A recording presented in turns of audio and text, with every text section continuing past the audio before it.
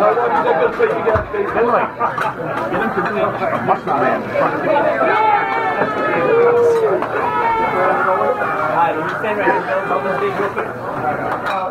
Folks, thanks for coming out today. On behalf of Town Council Finley Rothhouse and myself, Bill Boyd, both Finley and I are privileged to publicly endorse the candidacy of Dr. Senator Rand Paul. To paraphrase Samuel Adams, Rand Paul is keen to set brush fires of freedom in the minds of many. You saw it at Berkeley, and you see it out on the campaign trail today, that Rand Paul, Dr. Senator Rand Paul, is not just a student of the Constitution, he's not just a student of liberty, he is a true practitioner of liberty.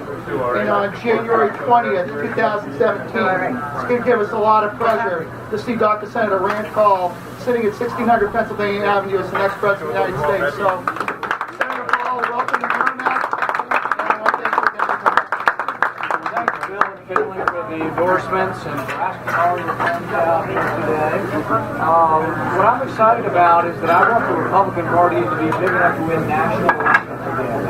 New Hampshire at one point in time was a dominant Republican state, now not always. But I think one way we become a dominant party again is to defend the whole Bill of Rights. We've been pretty good at defending the Second Amendment. I'm all for it.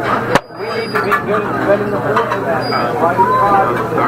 The government has no right to look at your records unless they have a warrant, unless they accuse you of a crime, unless your name is on the warrant. We need to defend the Fifth Amendment. That means if you're accused of a crime, you get due process, you get a lawyer, you get your day in court. We need to believe in a speedy trial. There are poor people in our country who aren't getting proper representation or are not even getting a trial. One young man, a poor 16-year-old black kid in the Bronx, spent 3 years in prison without a trial. He had a $3,000 bond, and many of us would make $3,000 bond to get our kid out. They didn't have the money. You shouldn't have to spend 3 years in jail without a trial.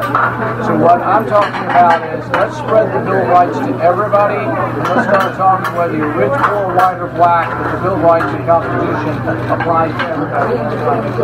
Thank you.